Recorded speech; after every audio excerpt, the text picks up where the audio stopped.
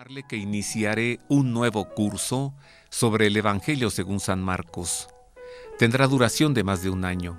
Es gratuito y será todos los sábados de 4:30 a 6:30 de la tarde en el auditorio de la parroquia La Esperanza de María, que se encuentra frente a Perisur. Comenzamos el sábado 8 de febrero. No es necesario que se inscriba, simplemente preséntese allí con una Biblia y algo para tomar apuntes. Atrévase a conocer al sorprendente Jesús de San Marcos en este curso. Está usted invitado. Es gratuito. Comenzamos el sábado 8 de febrero a las 4:30 de la tarde. Allí le veo, en la parroquia La Esperanza de María, frente a Perisur.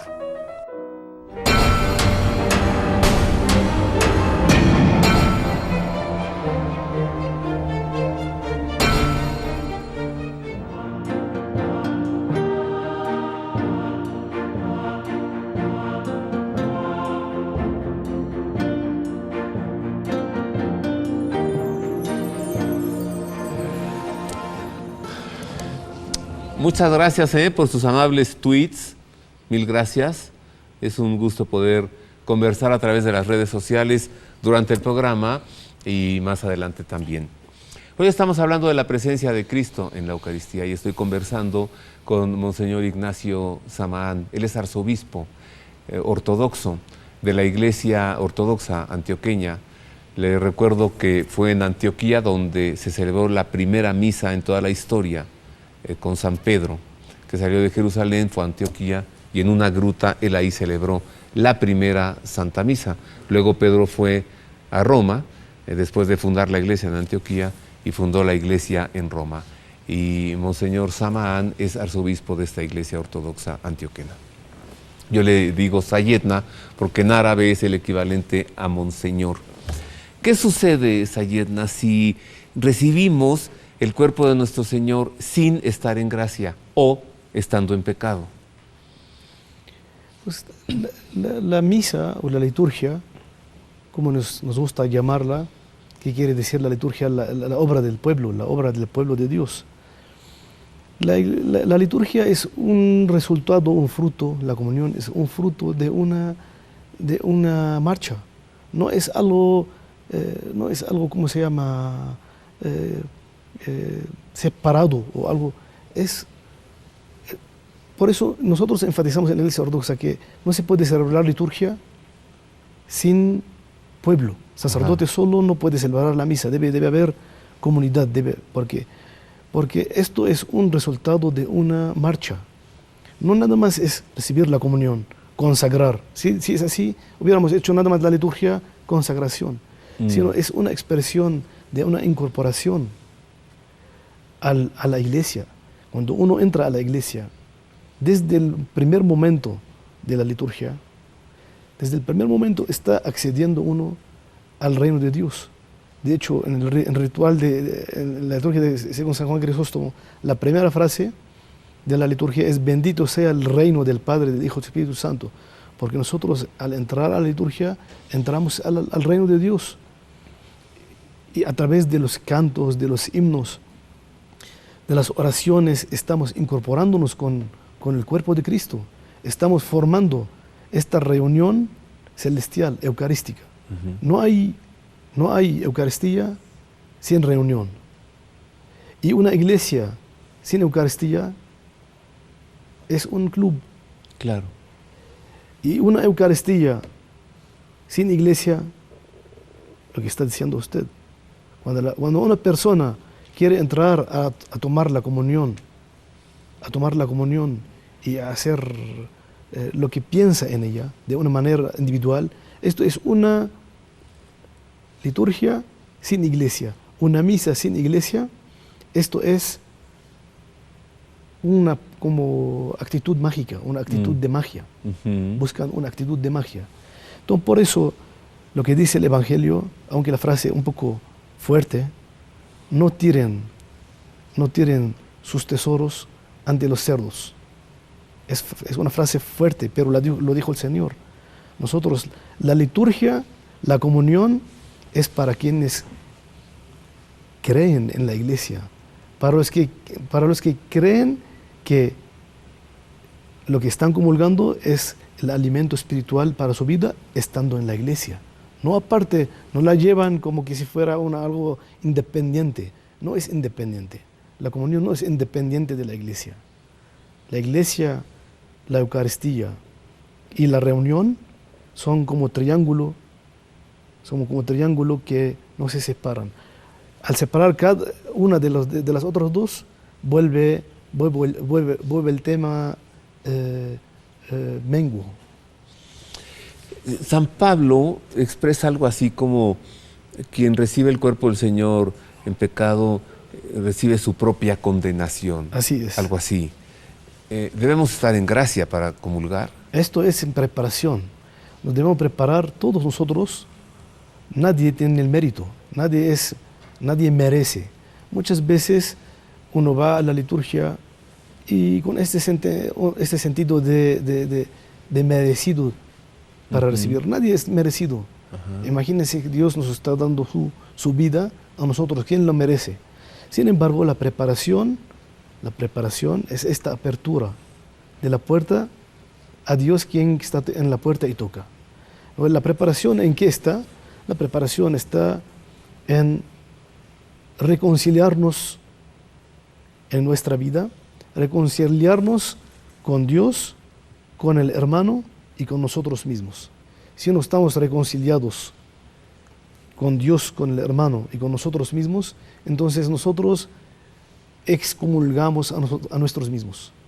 Cuando uno, ¿qué quiere decir? Entiendo con esto, vive fuera de la gracia. ¿Qué quiere decir? Quiere decir que por su manera de vida, por su estilo de vida, excomulga a sí mismo, porque no está reconciliado ni consigo mismo, ni con Dios, ni con el hermano. Y por eso viene el sacramento de la confesión, y lo más importante es el arrepentimiento. Arrepentimiento interior. Cada vez que uno accede a la divina liturgia, que accede a la misa, va a comulgar, debe examinar su conciencia. San Pablo así dice, como dijo usted, dije, el que comulga el cuerpo y la sangre de Cristo sin preparación, es digno de la condenación. Pero sigue y dice, entonces, arrepiéntense y así acérquense. No está diciéndolo para que entonces no vamos a la comunión, sino está animándonos a acercarnos con preparación. Entonces, en la Iglesia Ortodoxa tenemos el sacramento de la reconciliación o penitencia o la confesión. Así es. Y se le dicen los pecados al confesor. Así ¿sí? es, exactamente. Nosotros vemos, y recibimos la absolución. Así es, nosotros vemos en la confesión no un aspecto legal, sino un aspecto terapéutico. Cuando uno va a la confesión, no va, muchas veces vamos con el Padre, nada más decirle, Padre, ¿esto es pecado o no? Es como el Padre, como si fuera un juez el Padre, ¿no? Y pedimos la absolución como que sí es algo como de perdón en el sentido legalista. Nosotros vamos a la confesión. En el cristianismo generalmente el concepto de la confesión es un concepto terapéutico. Nosotros vamos para recibir una sanación, porque el pecado es enfermedad en el alma. Entonces vamos a la confesión, nos acercamos a la confesión para recibir la sanación. ¿Hace cuánto que usted no se confiesa? Pues córrale, está empezando el año, empieza el año bien. ¿Hace cuánto tiempo que usted no recibe a Cristo en la Eucaristía? Pues córrale, recíbalo al empezar el año. Y mire, aquí está ya Marisa, que nos viene a hablar de una santa. Bueno, ella que nos diga, mire. Hola queridos amigos, les saludo con afecto en Ver y Creer y les invito a conocer a la persona que promovió la devoción al cuerpo y sangre de Cristo. Devoción conocida también como Corpus Christi y que dio lugar a las procesiones con el Santísimo Sacramento, una devoción hermosísima y llena de admiración y de amor. Conozcamos pues a esta religiosa, ahora santa, Juliana de Cornillón.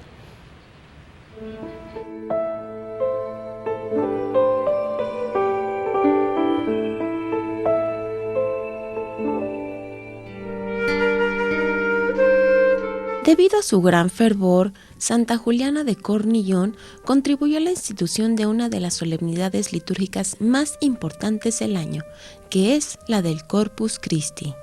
Nació entre 1191 y 1192 en Lieja, Bélgica. Quedó huérfana a los 5 años y con su hermana Inés fue encomendada a los cuidados de las monjas agustinas del convento leprosario de Montecornillón, donde recibió el hábito religioso y se convirtió también ella en monja agustina.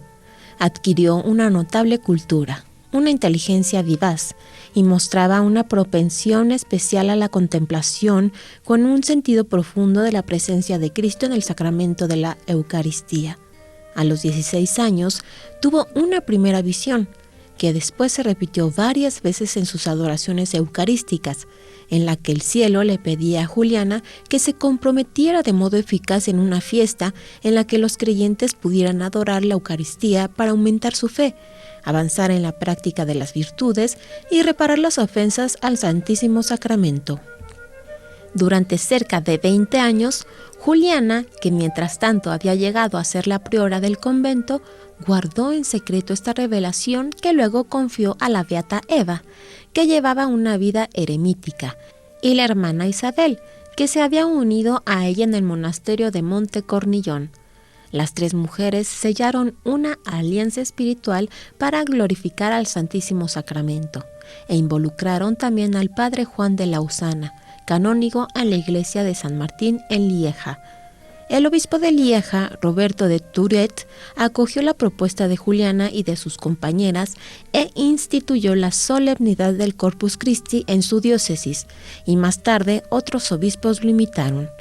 Pero Juliana tuvo que sufrir la dura oposición de algunos miembros del clero e incluso del superior de quien dependía su monasterio. Entonces, por su propia voluntad, dejó el convento de Montecornillón con algunas compañeras y durante 10 años, de 1248 a 1258, fue huésped en varios monasterios de monjas cistercienses. Falleció en 1258 en Fossés-la-Ville, Bélgica, contemplando con un último impulso de amor a Jesús Eucaristía, a quien siempre había amado, honrado y adorado. En 1264, el Papa Urbano IV instituyó la solemnidad del Corpus Christi como fiesta de precepto para la Iglesia Universal el jueves sucesivo a Pentecostés. Santa Juliana de Cornillón. Sayedna, ¿qué sucede cuando la Eucaristía es profanada? O sea, cuando se usa para algo para lo que no se debe hacer. En una de las oraciones dimos: Santo Dios, Santo poderoso, Santo fuerte, Santo inmortal, ten piedad de nosotros. Cuando decimos Santo Dios, Dios es santo por esencia. Todo lo demás de nuestro mundo se santifica por la gracia, ¿no? Cuando se santifica, cuando un santo, no es el santo no es santo por naturaleza, el único santo por naturaleza es Dios. Entonces, cuando los dones son santificados, son santos, no pueden ser, la profanación no les aumenta ni les quita nada a su esencia. Pero en una de las oraciones decimos que esto es fuego que quema a los indignos y que ilumina a los que se preparan ante ellos. Entonces, esto es lo que sabemos. El que profana, se profana a sí mismo. En esencia, la comunión y las cosas de Dios, Dios es santo por su esencia. Cómo nosotros tratamos con Él, o si le tenemos fe, o si blasfemamos o no, esto no le quita ni le aumenta, porque Él es santo por naturaleza.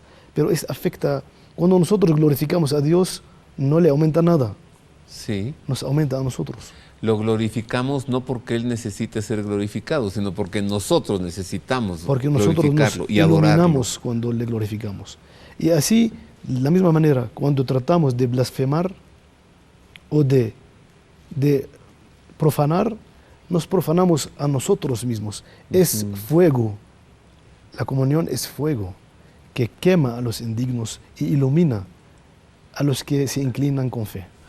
Fuego que quema a los indignos y fuego que ilumina a quienes se inclinan con fe. Con fe, así es. Sayedna, este programa ha sido delicioso y se nos ha ido muy rápido.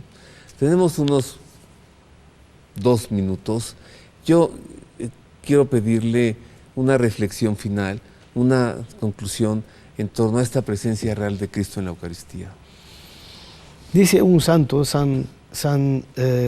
ortodoxo, San Nicolás Capacilas, explicando la frase de San Pablo cuando dice: en Él nacimos y crecimos y vivimos. Que esto explica 3 etapas de la vida. Explica el bautismo en el que nacimos en Cristo, explica la crismación en cual que es la confirmación, en el que estamos confirmados en el Espíritu Santo y crecimos en Él, y la vida que es la Eucaristía. El acceso a la Eucaristía es un acceso a la vida en Cristo. No hay cristianismo sin Eucaristía, no hay vida espiritual sin incorporación al cuerpo de Cristo, que es la Iglesia, y vivir allá, convivir con todos los feligreses, con la Virgen Madre de Dios, con los apóstoles, con los ángeles, el mundo visible e invisible, como decimos en el credo, todos alrededor del Cordero de Dios. Esa es la Iglesia por la cual Cristo ha dado su vida, por la cual nosotros nos santificamos y iluminamos nuestra vida.